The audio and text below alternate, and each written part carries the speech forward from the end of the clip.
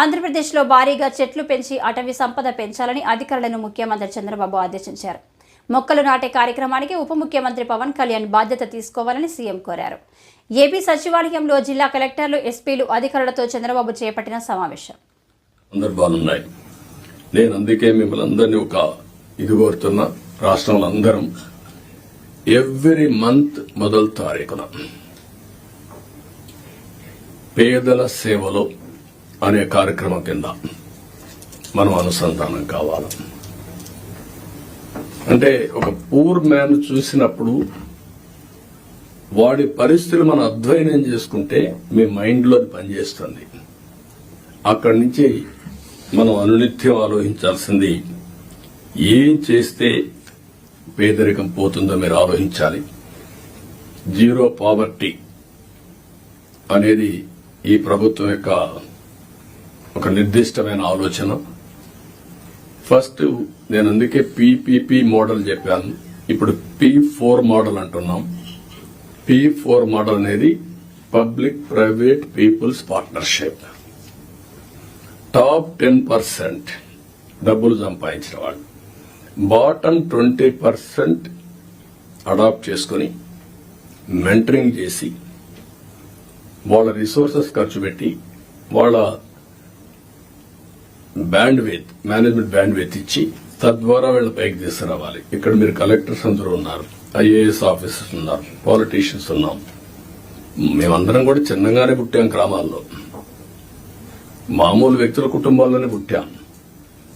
మాకు ఒక అవకాశం వచ్చింది, దాన్ని ఉపయోగించుకున్నాం. మనందరం సమాజంలో మనకు ఒక ప్రత్యేకత సాధించుకున్నాం. కానీ మనతో పుట్టినవాడు ఇంకా ఆ ఊర్లోనే కనీసం 100 రూపాయలు 200 రూపాయలు పర్ డే సంపాదించలేని పరిస్థితిలో ఉన్నారు. కానీ ఈ టెక్నాలజీ ఏజ్ లో ఇది పెద్ద కష్టం కాదు. అందుకే ఫస్ట్ స్టెప్ జీరో పావర్టీ. 12 లక్షలు 14 లక్షలు ఉన్నారు, వాళ్ళ మీద ఫోకస్ చేద్దాం. మీ మైండ్ లో కూడా అనునిత్యం ఎక్కడున్నా కూడా పేదవాడిని దృష్టిలో పెట్టుకునే పరిస్థితి రావాలి.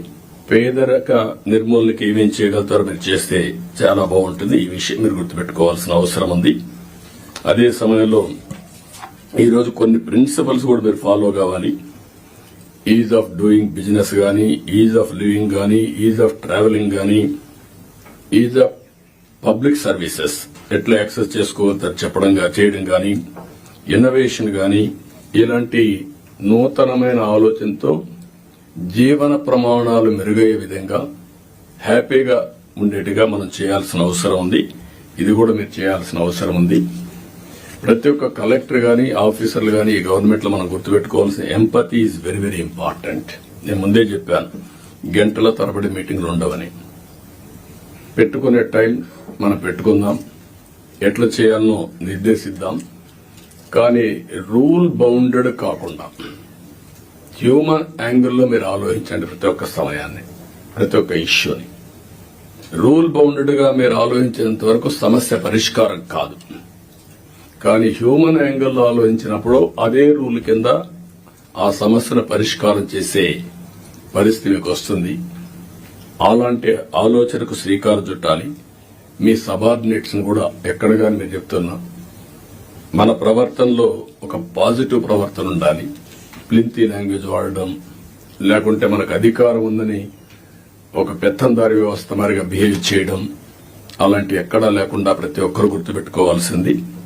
కొలీగ్స్ ని ఏ విధంగా పని చేయించాలో రాజీ లేదు. కానీ వల్గర్ గా మాట్లాడి వాళ్ళని కొంచెం ఇన్సల్ట్ చేయడం ఇలాంటి చేయకూడదన్న అభిప్రాయం. దాన్ని మీరు ఫాలో కావాలి. మీరు చేసే పని మాకు రిఫ్లెక్ట్ అవుతుంది. మళ్ళీ ఈ విషయం గుర్తుపెట్టుకోవాలి. మీరు ఒక వ్యక్తి అయితే మీకు అన్వయిస్తారు.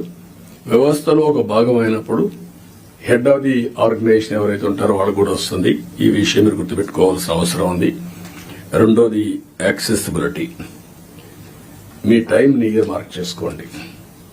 నేను కూడా ఎవ్రీ సాటర్డే కూర్చొని సీఎంఓ ఏ విధంగా పనిచేశాం, టైం ఎట్లా మేనేజ్ చేశాం, నేను ఎట్లా ఇంప్రూవ్ చేసుకోవాలి, అన్ని విషయాల్లో ఒక పక్క మీటింగ్స్, ఒక పక్క పబ్లిక్ రిలేషన్స్, ఒక పక్క మా పార్టీ వర్క్, అన్నిటి కూడా మేము ఇయర్ మార్క్ చేసుకుని ముందుకు పోతున్నాం. అందరికి యాక్సెసిబిలిటీ ఇచ్చే పరిస్థితిలో ఉన్నాం. మీరు కూడా వీలైనంత వరకు యాక్సెసిబిలిటీ ఉండాల్సిన అవసరం ఉంది. ప్రజాప్రతినిధులు వచ్చినప్పుడు కూడా నేను ఒకటే చెప్తున్నా, this is a political governance. We are not dictators. Dictators అనుకున్న వాళ్ళు ఎవ్వరు కూడా మళ్లీ తిరిగి ఎలక్షన్లో గెలవలేదు. మనం గుర్తుపెట్టుకోవాల్సింది, ప్రజాస్వామ్యంలో ఉన్నాం కాబట్టి పొలిటికల్ గవర్నెన్స్ మాకు ఒక మ్యాండేట్ ఇచ్చారు. ఆ మ్యాండేట్ మళ్ళా మీరు పర్వాలేదు కానీ మేము 5 ఏళ్ల తర్వాత మళ్ళా ప్రజల దగ్గరికి వెళ్లి మళ్ళా ఓట్లు వేయించుకొని వస్తే ఇక్కడికి వస్తాం, లేదంటే అసెంబ్లీ కూడా రాము మేము. ఈ విషయం మీరు గుర్తుపెట్టుకోవాల్సింది. మొన్నైతే మంత్రులు ఒకరో వచ్చారేమో అసెంబ్లీకి, అందరూ ఎవరు అసెంబ్లీకి కూడా రాలేదు. ఈ విషయం మీరు గుర్తుపెట్టుకోవాల్సిన అవసరం. అందరినీ కలవండి, తప్పులు చేయమని చెప్పడం లేదు.